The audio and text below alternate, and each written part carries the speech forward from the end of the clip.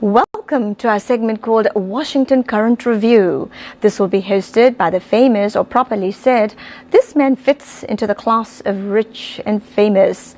He is none other than Mr. Frank Islam, who is the chairman and CEO of FI Investment Group located in Tysons Corner, Virginia. This afternoon, Mr. Islam's guest is Mr. Bill Antholus, who is the managing director of Brooklands Institution in Washington, D.C.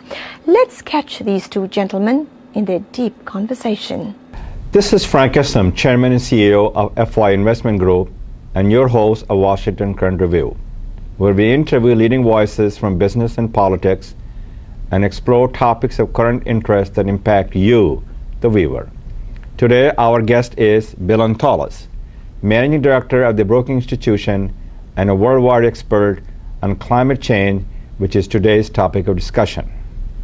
Welcome, Bill. Thanks for coming. Appreciate that. Frank. Bill has written many articles on the global climate change. As you all know, this is a hot topic these days. He has also worked at the White House and the State Department. We're glad to have him here today. We're fortunate to have him here today.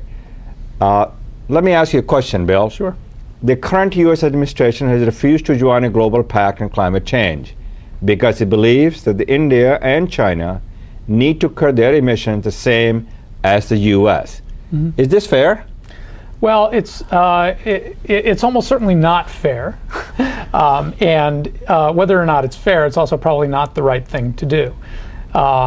Equity is a complicated issue on climate change. There's a lot of carbon in the atmosphere, which is already driving global warming. And it's undoubtedly the case that most of that has come from industrialized countries.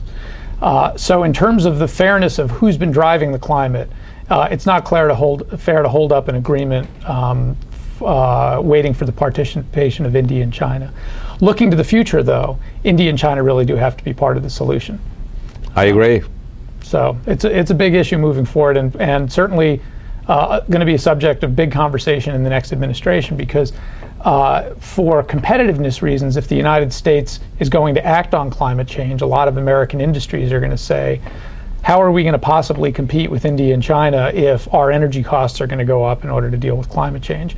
So I think while there's a general growing public support now for acting on climate change, people are really going to be looking to India and China over 30 or 40 years that it's going to take to address the issue and say, okay, once we've acted, are they willing to step forward and also act? Well, thanks very much, Bill. Let me ask you the next question. Mm-hmm. India will be badly impacted by climate change, especially the rising seas, even the hotter weather. Mm-hmm. Shouldn't India commit to emissions reduction simply as a matter of protecting its own citizens? Yeah, it should. Climate change will be a big issue for India in several different regards. I've seen projections that India's temperature in Fahrenheit terms is going to go from maybe 3 degrees warmer by 2030. And it's affecting the monsoon. Yeah, to 9 degrees warmer. That will affect the monsoons. It'll be drier, less wet monsoons. It'll also affect the flow of the major rivers in India coming off the Tibetan ice caps. If those things start melting more, you're going to see wider, faster river flows that India may not be able to control. And then there's also sea level rise. I mean, we all saw in the tsunami in 2006 what that did to the South Indian coast. If you think about sea level rise as being 2 or 3 meters higher, and those kinds of incidents and events happen, just think about the people that you put in peril by that. But then again, India acting by itself won't address climate change. It's a global challenge. All countries need to act. Back to the global agreement. Well, very good answers. Thank you very much. Let me ask you the next question, Bill. Yeah, sure. Will the benefits of economic growth in India stemming from not cutting emissions standards be outweighed by the health and safety and economic benefits from slowing climate change and focusing on future-proof green technologies? Well, you know, there is a big argument out there that you hear from a lot of emerging market countries saying the West developed itself in this way by polluting first and then cleaning up later. We need to catch up. We'll pollute now, you all clean up your act, and then eventually once we've got our economy going, we can afford to clean up. I think that that's wrong-minded in a couple different regards. One, there are immediate health benefits from not doing the heavy industrialization that the West went through. Coal is certainly going to be a big part of India's future.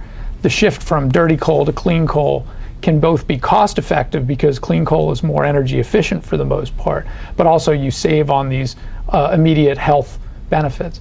But more importantly, there are all kinds of benefits that could come to India. There is enormous solar and wind and other renewable energy sources. Nuclear energy right now is only 2% of India's future. One part of nuclear energy is that it's carbon free. And if the nuclear deal goes through and India is able to, and if it's able to accelerate its civilian, this is one of the big benefits of that agreement. If it's able to grow its civilian nuclear deployment, it could grow from 2% to 10% in the next 30 or 40 years, which would be really a sizable contribution. Okay, well, thank you very much for your answer. Many say that the United States and other developed nations should cut emissions and demonstrate leadership by taking unilateral action. Should they still be concerned whether India cut its greenhouse gases? Yeah, it should.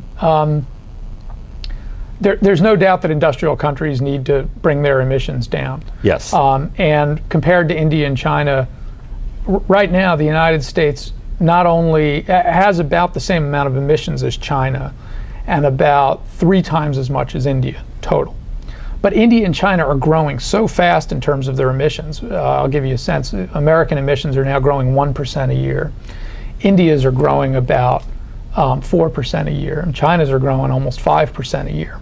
That's big growth. So India is soon going to pass Japan and then Russia and become the 3rd biggest emitter in the world. That's a big jump. The difference, per capita even, a lot of people in India say, okay, let's set a simple per capita emissions level where we all, per person, emit the same. Right now, the United States emits 4 times more than China, which emits 4 times more than India per capita. But in the next 25 years, that's going to shrink. So the United States is going to be only half as big as China and half as big as India. And then over the next 25 years, they'll probably come to convergence. So the real question is, looking out 30 or 40 years, do we come to convergence at a very high point, or do you come to convergence at a very low point? And so the reason you need an international agreement, even if it's set to per capita emission standards, which I'm a big fan of, is to get everybody to get those curves to come down so that we're all at a very low per capita level rather than a high per capita level. Well, thank you very, very much for coming. And I appreciate your time. Let me ask you one more question. What's the future of nuclear deals between India and the United States? I call nuclear 1, 2, 3. Well, it's a big, complicated issue, and I follow it as a fan and a friend of India's. I've been many times, and this is the issue that is always front and center when you go, and particularly to the extent that it helps a safe and secure civilian nuclear industry in India. I'm very much in favor of it. My understanding is that the ball is back in the court of the Indian government. Correct. And Prime Minister Singh is really hoping to get passage on it without disrupting his domestic coalition.